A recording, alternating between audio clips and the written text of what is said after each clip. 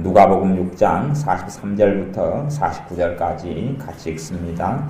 못된 열매 맺는 좋은 나무가 없고 또 좋은 열매 맺는 못된 나무가 없느니라.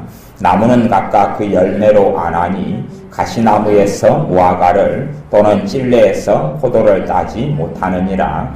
선한 사람은 마음에 쌓은 선에서 선을 내고 악한 자는 그 쌓은 악에서 악을 내나니 이는 마음에 가득한 것을 입으로 말함이니라. 너희는 나를 불러 주여 주여 하면서도 어찌하여 나의 말하는 것을 행치 아니하느냐. 내게 나와 내 말을 듣고 행하는 자마다 누구와 같은 것을 너희에게 보이리라. 집을 짓되 깊이 파고 주초를 반석 위에 놓은 사람과 같으니 큰 물이 나서 탕류가 그 집에 부딪히되 잘 지은 연고로 능히 요동케 못하였거니와 듣고 행치 아니하는 자는 주초 없이 흙 위에 집 지은 사람과 같으니 탕류가 부딪힘에 집이 곧 무너져 파괴됨이 심하니라 하시니라. 아멘. 주님께서 주님을 따르는 사람들에게 누가복음 6장 46절에는 너희는 나를 불러 주여 주여 하면서도 어찌하여 나의 말하는 것을 행치 아니하느냐. 사람들이 주님을 많이 따르면서 찾아왔습니다. 찾아오고 주님이 계신 자리는 환희와 잔치의 축제의 도가니가 되었습니다. 왜 잔치와 축제의 도가니가 되냐 하면 봐보세요. 안진뱅이가 있는데 안진뱅이가 그 자리에서 벌떡 일어나 버립니다. 그러지요. 소경이 그 자리에서 눈을 뜹니다. 소경이 감격하고 울고 통곡하고 사람들은 기뻐 춤추고 병든 자가 치유되고 귀신 들려 정신 나간 사람이 귀신 쫓겨나가서 자유케 되고 주님이 계신 곳마다 그런 일들이 일어났습니다.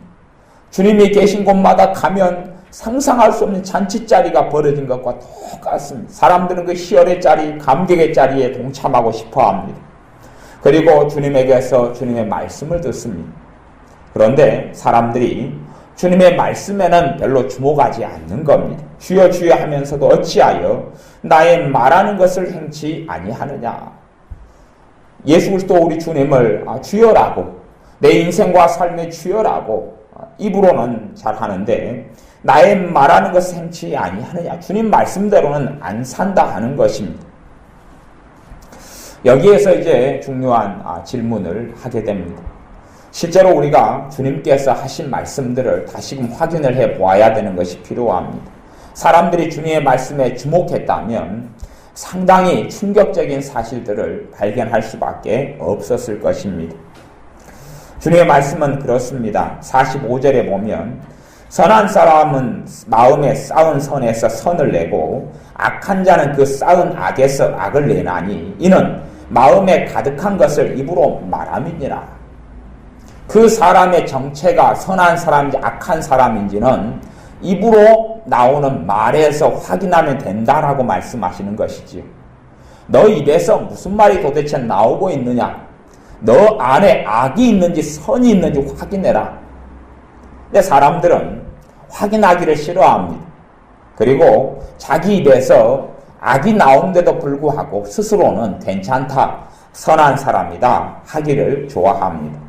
또한 43절에는 못된 열매 맺는 좋은 나무가 없고 또 좋은 열매 맺는 못된 나무가 없느니라. 주님께서 본질적으로 아무리 좋은 열매를 맺으려 그래도 나쁜 열매를 맺고 있다는 것은 나 자신 자체가 나쁜 나무다 하는 것입니다.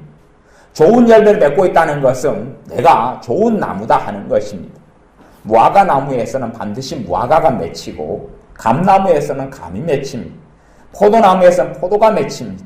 가시와 엉겅퀴가 맺히면 가시나무나 엉겅퀴에 불과한 것입니다. 이제 주님께서 하신 어찌하여 나의 말하는 것을 행치 아니하느냐.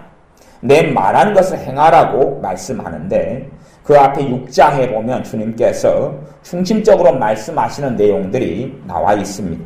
산상수훈에서 가리키는 말씀들이 되어집니다.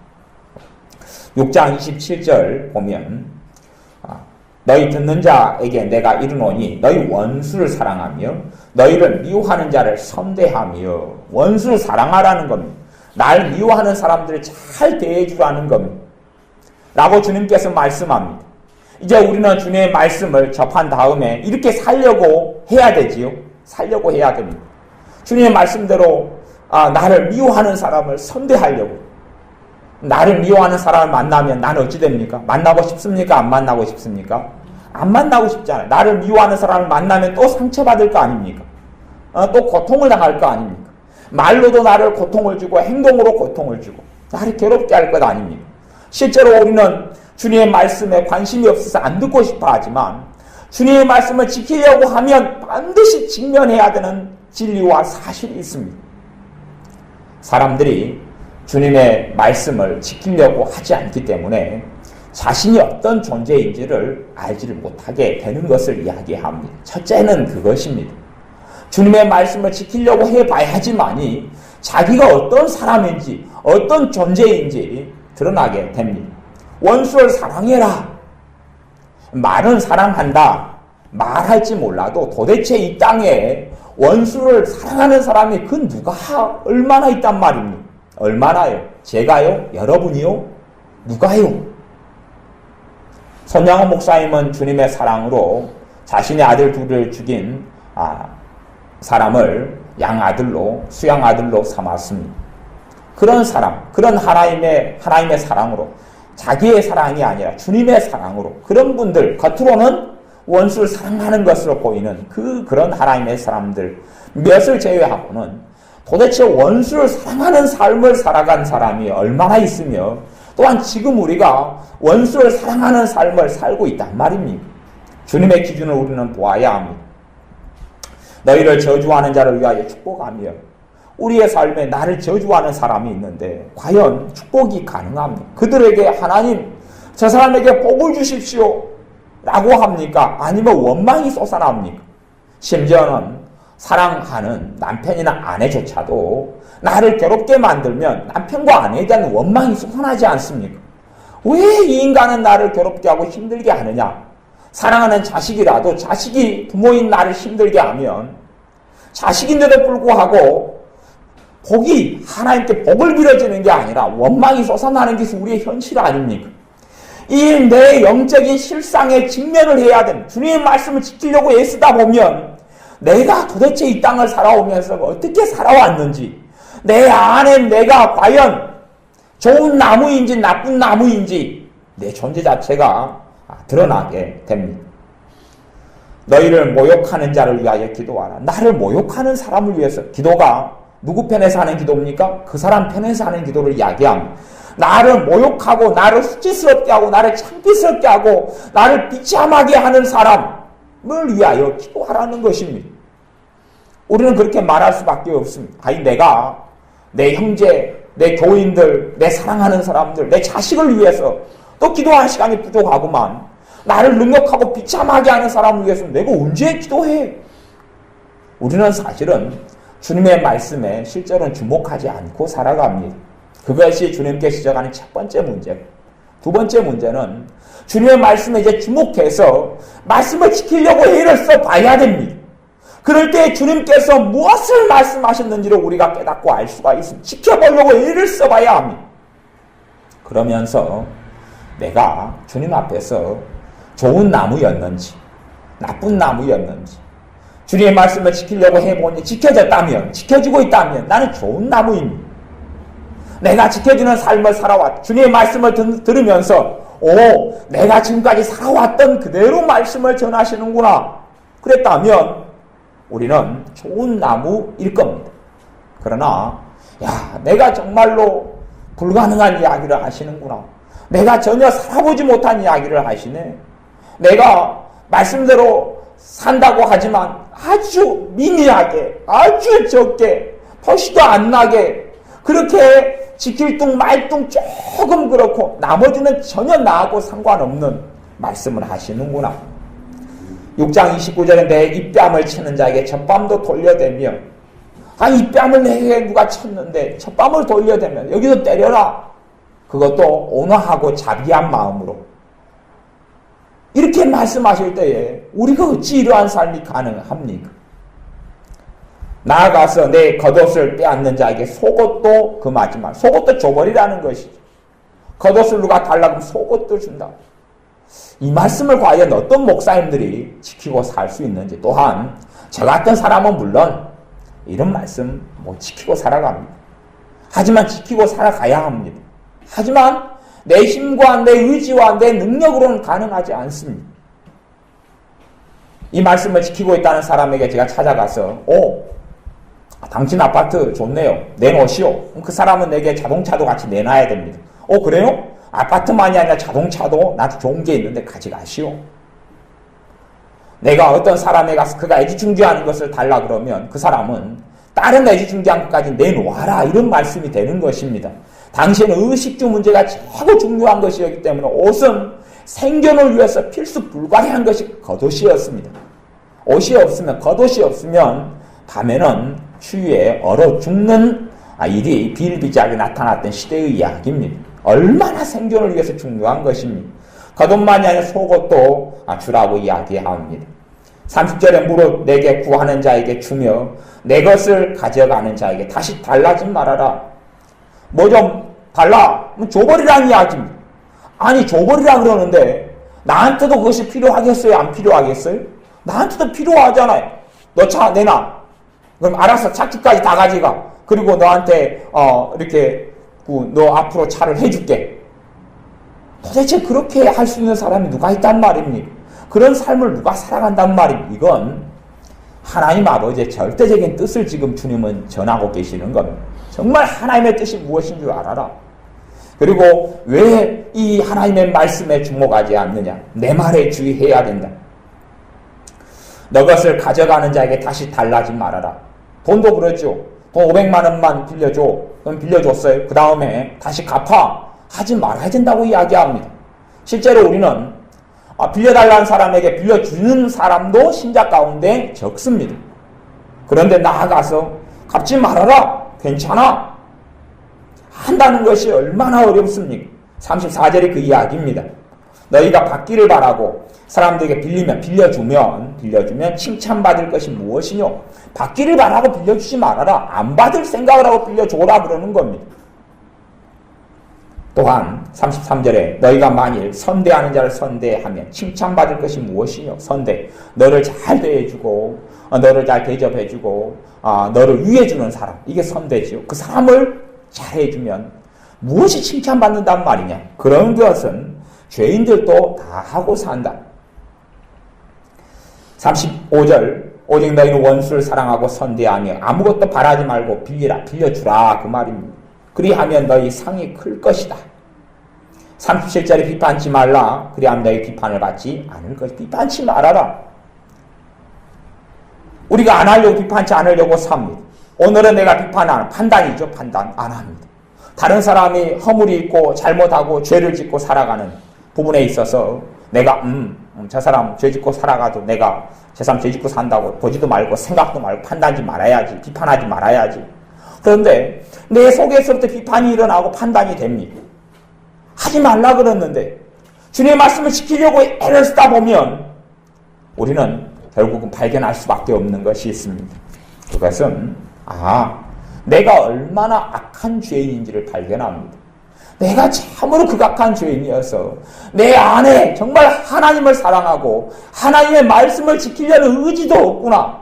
그리고 내 삶이 이런 죄로 얼룩져 왔구나를 발견하게 됩니다. 사람들이 주님의 말씀에 주목하지 않기 때문에 자신이 얼마나 큰 죄인이고 얼마나 악한 자인지를 알지 못하게 되는 것입니다. 형제에 대하여 또 하는 자마다 심판을 받는, 형제에 대하여 성질내는 사람, 화내는 사람마다 하나님의 무서운 심판을 받게 된다고 이야기했습니다. 그 말씀에 주목을 하는 사람은 내가 전부터 성질내고 살아왔는데 이걸 어떻게 하면 좋으냐? 또한 앞으로 내가 성질내는 것을 이제 안 해야지 결심해도 주어질 수는 있겠지만 어찌 내가 성질내는 것에 자유할 수 있을까? 라고 탄식할 수밖에 없다는 이야기입니다. 주님께서 네 가지 복과 네 가지 화에 대해서 그 앞에 말씀은 하고 있는데 네 가지 복에 대해서 누가복음 6장 6장 21절에 보면 이제 우는 자는 복이 있나니 너희가 웃을 것입니다. 뭘로 웁니까? 가진 것이 없어서 서러움 한 때문에 우는 것이 아니라 하나님 말씀을 지킬 수 없는, 하나님 말씀대로 살아갈 수 없는 그것 때문에 우는 것입니다. 하나님을 영화롭게 할 수 없는 내 자신, 말씀대로 살아갈 수 없는 내 자신, 주님의 말씀을 듣고도 말씀과 너무나 거리가 먼 내 자신 때문에 우는 것을 이야기하는 것입니다. 줄인 자는 복이 있다. 무엇 때문에 줄인다는 이야기입니까? 이제 21절에 줄인 자는 복이 있나니 하나님의 말씀에 줄이고 하나님 앞에서 영적인 줄임이 있고 단지 배고픈 줄임을 떠나서 하는 이야기입니다. 그런 거 말고 진정한 배고픔 말, 진정한 배고픔, 잠깐 동안의 배고픈 것 말고 진짜 배고픔. 사람의 본질은 겉사람은 육체가 아니라 속사람입니다. 내 영혼의 굶주림을 느끼고 아는 사람, 내 영혼의 애통, 죄로 인한 애통을 아는 사람, 얼마나 내가 죄인인 것을 아는 사람에게 복이 있다고 이야기합니다. 내가 벗어날 수 없는 죄를 발견하고 깨달으면 오직 우리는 의지할 리가 우리 주님 예수 그리스도밖에 없다는 것을 발견합니다. 주님이 아니면 안 된다는 사실을 발견합니다. 주님이 아니면 불가능하다는 것을 발견합니다. 이제 우는 자는 복이 있다. 줄인 자는 복이 있다. 또한 반대로 네 가지 재앙을 받는 사람들은 그렇습니다. 24절에 너희 부요한 자여 너희 위로를 이미 받았다. 부요한 자여 재앙이 있을 것이다. 부유한 자는 재산을 챙겨 있는 사람들이 어떤 재산입니까? 내가 내 재산으로 알고 있는 사람. 진짜 가난한 사람은 손에 쥔 게 있어도 그게 자기 것이 아닙니다. 이미 주님의 것이지. 손에 쥔 집이 있어도 자기 집이 아닙니다. 손에 자식들이, 내 자식이 5이가 있어도 내 자식이 아닙니다. 주님의 자식으로 청지기로서 키우는 것이지요. 그러니 실제로 가난하게 사는 것입니다. 하지만 자기 돈, 자기 재산, 자기 만족을 위해 돈을 모으는 사람들은 부유한 사람들이고 그런 사람과 주님이 별로 관련이 없습니다. 내가 내 것을 움켜쥐고 살아가는 사람들에게 화가 있다라고 말씀하시고 25절엔 이제 배부른 자여 너희는 줄이리로다. 배가 부르느냐? 세상에 만족하고 세상에 취했느냐 하는 겁니다. 배가 부르니까 얼마나 평안하고 기분 좋습니까? 야, 이대로 살면 좋겠다. 이대로 만족하고 가진 채로 살면 좋겠다. 하지만 이들은 자기 영혼의 탄식과 진통을 알지를 못하는 것입니다. 그러니 재앙이 하나님으로부터 있을 수밖에 없다. 이제 웃는 자여 너희가 애통하며 울리로다. 왜 웃습니까? 세상의 즐거움에 취해서 웃습니다. 자기의 영혼은 죄구덩이에서 이 주님의 말씀을 하나도 제대로 지키는 것이 없고 이 죄악 속에서 끊임없이 자기가 지금 살아왔던 인생만큼 살아왔는데도 불구하고 내가 얼마나 큰 죄인지를 알지 못하기 때문에 그렇습니다. 누가복음 6장 38절에 보면 주라 그리하면 너희에게 줄 것이니 주라 나누어주는 삶을 살아라. 주라는 말씀을 듣고 이제 주려고 그럽니다. 주려고 그러는데 실제로 우리는 가진 것이 꽤 있습니다. 옷도 많이 가지고 있고 신발도 많이 가지고 있고 많이 가지고 있어요. 적은 게 아닙니다. 그러나 막상 주려고 했더니 줄 것이 있어요? 없어요? 줄 것이 없어요. 왜 줄 것이 없냐 그러면 나에게 다 필요하거든요. 남는 것이 있어야 줄 텐데 가만 생각해보면 남는 것이 별로 없거든요. 아예 그냥 내가 쓸 수 없는 못 쓰는 것, 쓸 필요가 없는 것이나 찾을 뿐이지요. 내가 정말 필요한 것은 다른 사람도 정말 필요하겠죠. 그런 의미에서 주님은 주라 그랬는데 주는 삶을 살아야죠. 그런데 막상 주려니까 줄 게 없어요. 못 주는 것이에요. 내 실상, 내 영혼의 실상을 첫째는 알아야 되는 것입니다. 말씀을 지키려고 하다 보면 내가 정말 완악하구나. 내가 정말 악하구나. 나는 말씀을 지키려고 산다고 하지만 전혀 그렇지 않구나. 말씀과 나는 너무 거리가 멀구나. 주님과 나는 너무 거리가 멀구나. 우리 주님은 우리에게 생명까지도 주셨습니다. 그러나 우리는 이웃에게 형제에게 준다는 것이 참 어렵습니다. 시간을 주는 것. 시간을 주는 것 중에 하나는 내 기도 시간에 내 형제와 이웃을 위해 기도하는 것. 시간을 주는 것이죠. 내 물질을 주는 것. 내 섬김을 주는 것. 내 힘으로 할 수 있는 것을 도와주고 섬겨주는 것. 등등이 다 주는 것에 포함될 것입니다. 하지만 나는 줄 게 없어. 나는 줄 수 없어. 줄 것이 없어. 내게 더 많은 게 주어지면 이제 줄 거야 하고 살아갑니다. 그리고 위안을 받는 것은 주라 그리하면 너에게 줄 것이니 후히 되어 누르고 흔들어 넘치도록 너에게 안겨주리라. 그런 소망과 꿈만 가지고 삽니다. 하지만 그 다음에 주님이 하시는 말씀 38절 하반절에 너희의 헤아리는 그 헤아림으로 너희도 헤아림을 도로 받을 것이니, 헤아림이 뭡니까? 이제 야 뭘 줄까? 주라 했는 말씀에 이제 헤아리는 것이 내가 나 아직은 줄 게 없어. 그 앞에 38절 상반절까지는 위안을 받습니다. 언젠가는 내가 주면 넘치게 주실 것이지. 그러나 하반절도 이어서 말씀하셨어요. 너가 헤아리는 것대로 너희가 헤아림을 받을 것이다 라고 하신 것입니다. 우리는 주님의 말씀에 준엄한 말씀에 서야 합니다. 그래서 주님께서 너희는 주여 주여 하면서도 어찌하여 나의 말하는 것을 행치 아니하느냐 라는 말씀에 우리는 주목해야 됩니다. 그리고 말씀을 행하려고 하다 보면 이제는 내가 도대체 어떠한 사람인지 발견할 수밖에 없습니다. 주님께서 하신 첫 번째 말씀은 구원 얻기 위하여 우리의 영적 실상을 정확하게 드러내시는 말씀들입니다. 너 자신이 어떤 사람이냐? 요한복음 15장 포도나무와 가지에 대한 말씀에서 주님이 정확하게 하신 말씀이 있습니다. 너희가 나를 떠나서는 아무것도 할 수 없느니라 그랬습니다. 너희가 나를 떠나서는 아무것도 할 수 없느니라. 안 되어져요.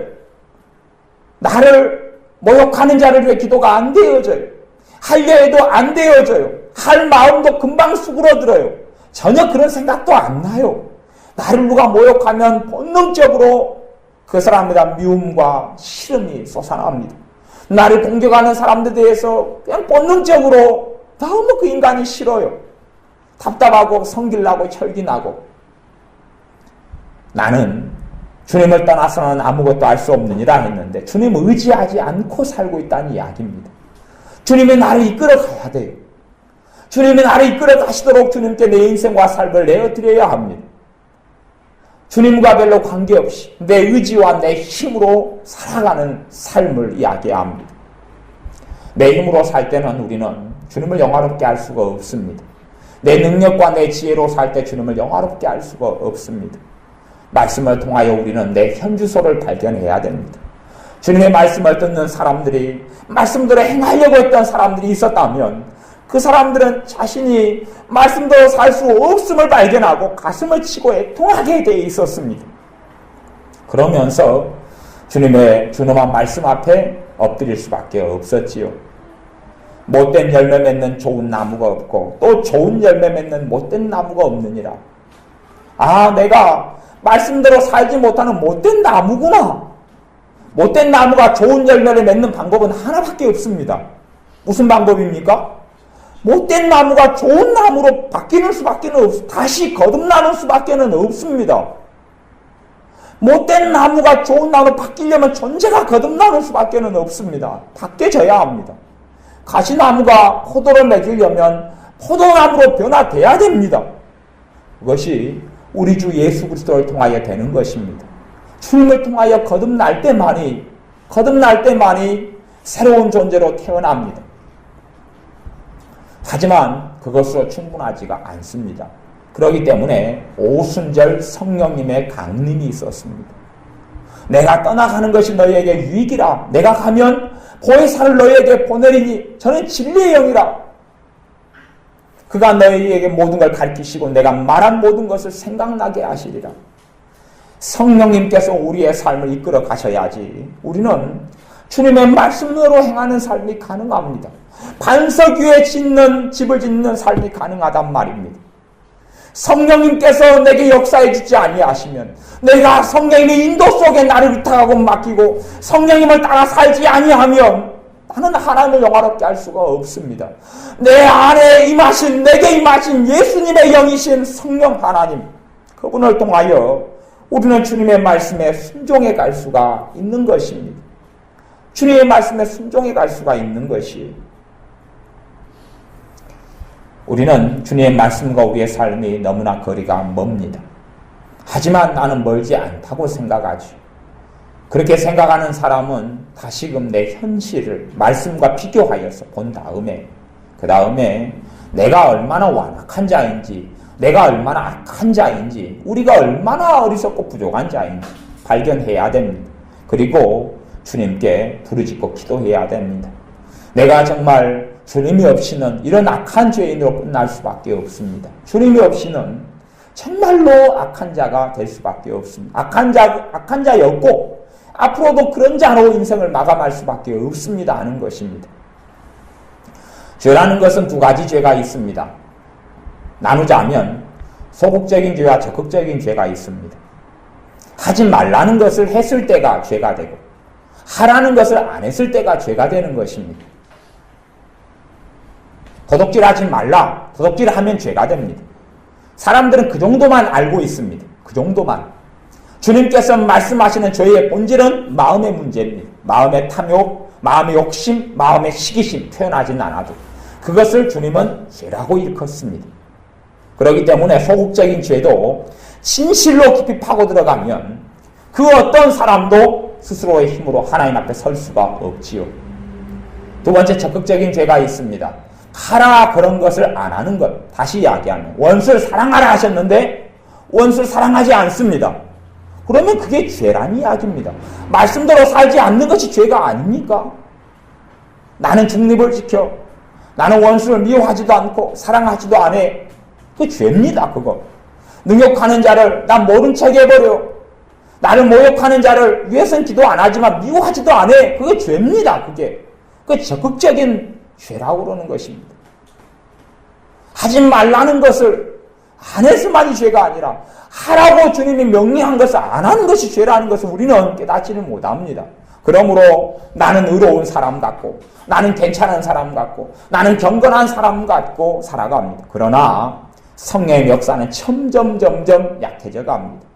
말씀을 통해서 우리는 항상 내 현재가 진단되어져야 합니다. 그리고 우리는 주님께 항복하고 굴복해야 합니다. 주님이 없는 삶은 말씀을 아무리 지키려 해도 되지 않는군요. 주의 성령님께서 임하시고 역사하지 않고 충만케 하지 아니하시면 내가 진리를 따라 살 수가 없군요. 말씀대로 살 수가 없군요. 주님께서 내 짐은 쉽고 가벼움이라 그랬습니다. 어찌 이 짐이 쉽고 가볍습니까? 모욕하는 자를 사랑하라 했는데, 위하여 기도하라 했는데, 원수를 사랑하라 했는데 어떻게 이게 쉽단 말입니까? 왜 쉽다고 이야기합니까? 오순절 성령님, 강림 때문에 그렇습니다. 신자에게 임하신 성령님 때문에 그렇습니다. 어떤 사람에게 성령님께서 역사하십니까? 항복하고 포기한 사람들입니다. 포기했다는 것이 될 대로 되라 하는 그런 포기가 결코 아닙니다. 주님에 대한 의탁입니다. 주님에 대한 의탁, 전적인 의탁입니다. 주님께 대한 맡김입니다. 주님 내 힘으로는 안 돼요. 나를 떠나서 너희가 아무것도 할 수 없느니라 하는 주님의 말씀을 깨닫고 주님이 아니면 안 되군요. 내 주님이 아니면 내가 하나님을 기쁘시게 할 수 없군요. 내 주님이 아니면 내가 주님 말씀대로 살 수가 없군요 하는 자에게 아버지의 성령님을, 주님의 성령님을 부어줍니다. 그리고 그 성령님 역사를 통하여 말씀들이 실행되고 행해지도록 이끌어가 주시는 것입니다. 내 의지와 내 노력과 발버둥으로 될 것 같지만 사실은 되지 않습니다. 원수를 사랑하는 것이 어찌나 발버둥으로 가능합니까? 아마 신용은 낼 수 있을지 모르겠습니다. 신용은. 하지만 내 마음에서부터 원수를 사랑하는 것은 주님의 사랑으로만 가능합니다. 주님으로만 되어진다는 말입니다.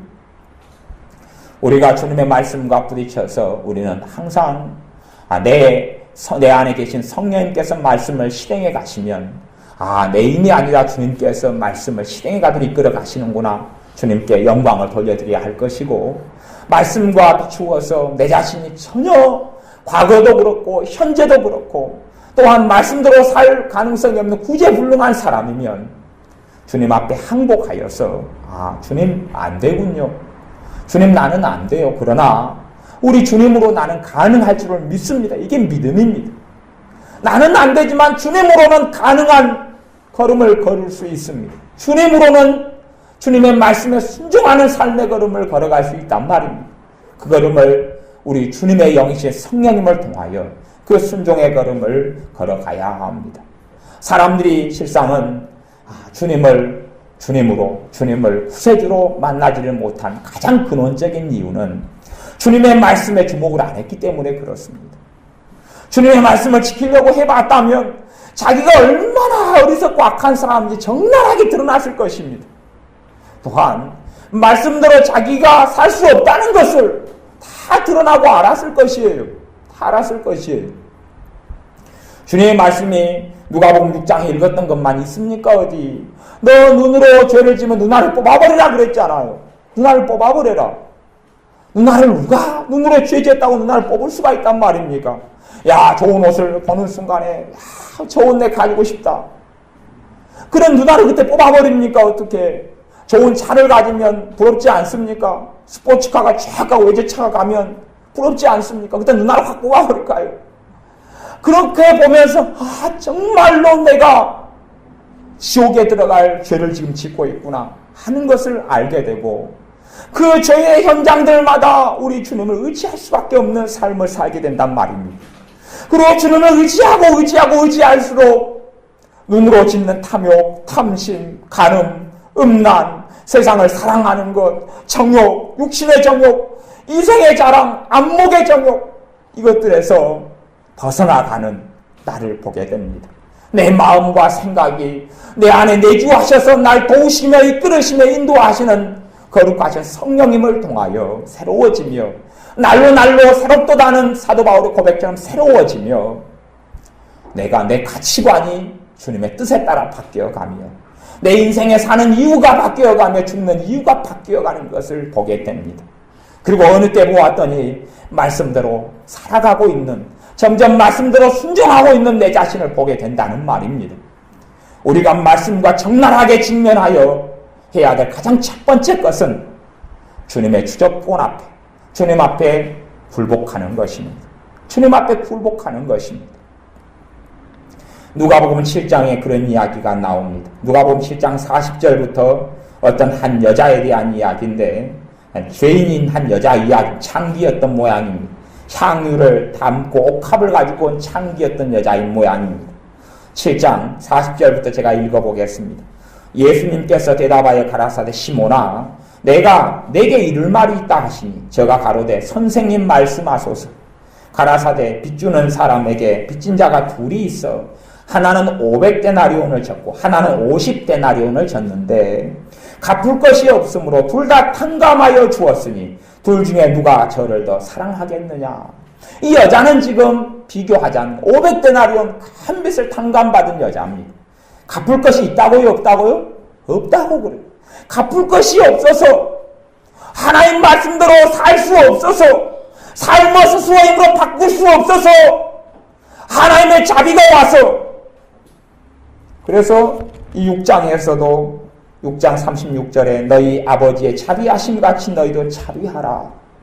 하나님 아버지의 자비가 와서 갚을 것이 없는데 하나님께 나와 굴복하고 우리 주님의 발 앞에 와서 엎드려서 내가 어찌하오리까 내 인생의 이 수많은 죄짐을 이 장기로 악한 자로 죄인으로 살아왔던 내 얼룩졌던 인생을 어찌하오리까. 죄를 끊는다고 그것이 회개가 되는 것은 아닙니다.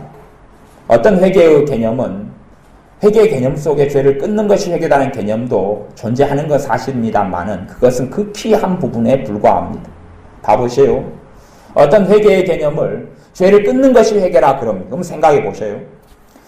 제가 5년 전에 사람을 5명을 칼로 찔러 죽였습니다. 그리고 이제 제가 5명을 5년 전에 죽인 다음에 다시는 죽을 때까지 칼로 찔러 안 죽입니다. 사람을. 그러면 그 사람을 칼로 찔러 죽이는 살인죄를 제가 끊었습니까? 안 끊었습니까? 끊었지요. 끊었잖아요. 그러면 제가 살인죄가 용서받습니까? 안 받잖아요. 나는 그래도 살인자 아닙니까? 죄를 끊는다고 내 과거의 죄가 없어진단 말입니까? 그건 말이 되는 것이 아닙니다. 내가 저 사람 돈을 50억을 사기를 쳤습니다. 어떤 사람 돈을. 50억이면 제가 죽을 때까지 사기 안 쳐서 먹고 살겠지요. 50억을 사기를 쳤어요. 그 다음에 이제 사기 안 쳐도 되니까 죽을 때까지 사기 안 쳤습니다. 사기죄 끊었지요. 손 씻었지 않아요 이제. 그러면 제가 사기꾼이 아니단 말입니까?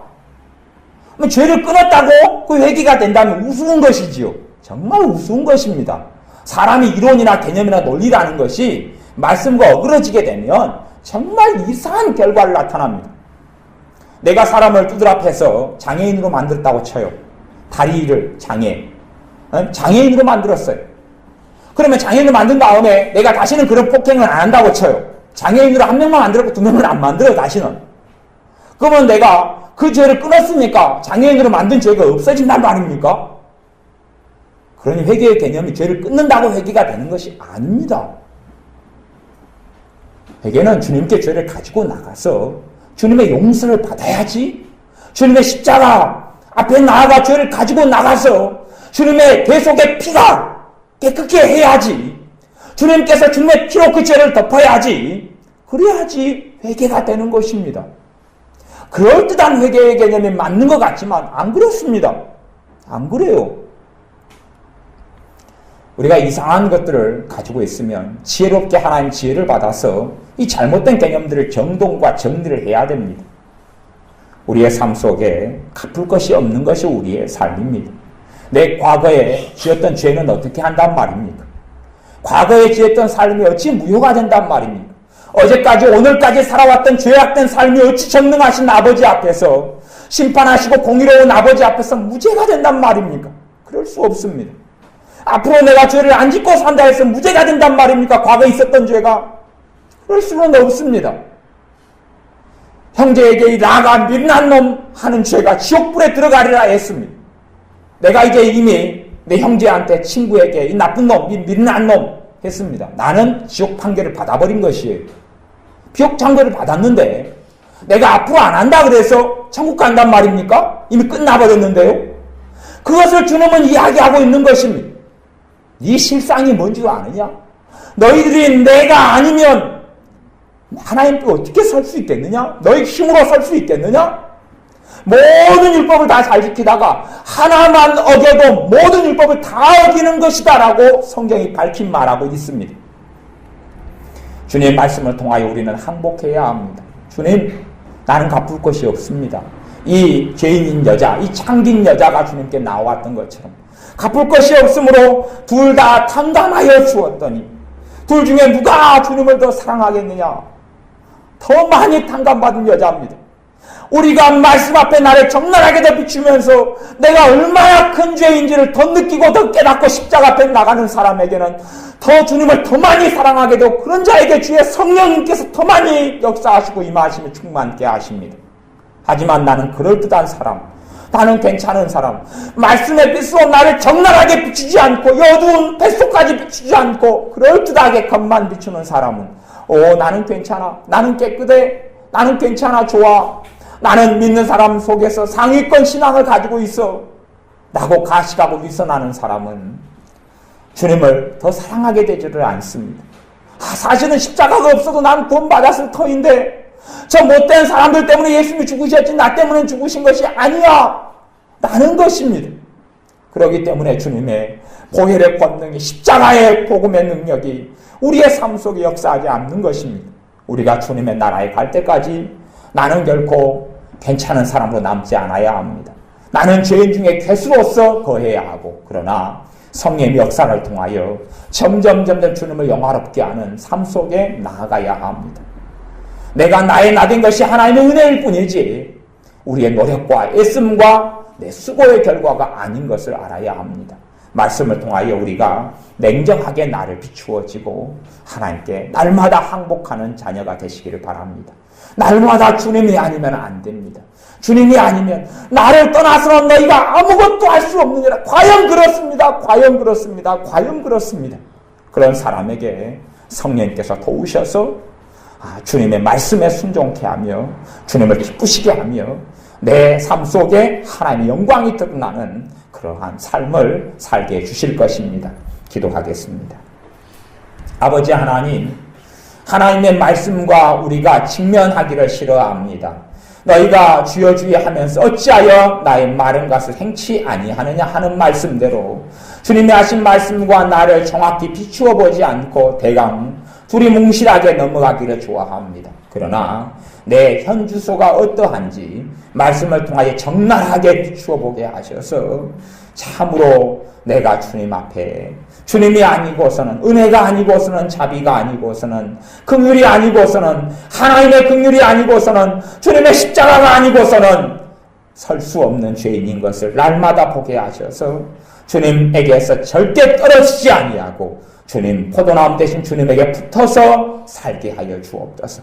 주님에게 붙어서 주님으로부터 물과 양분을 공급받고 주님의 사랑을 공급받고 주님의 은혜 속에 살게 하여 주셔서 아름다운 열매들을, 포도 열매를 주렁주렁 좋은 나무로서 맺어가게 하여 주옵소서. 참된 포도나무인 주님에게 접붙임 받아서 좋은 열매 맺게 하여 주옵소서. 예수님의 이름으로 기도하옵나이다. 아멘. 말씀을 가지고 같이 기도하겠습니다.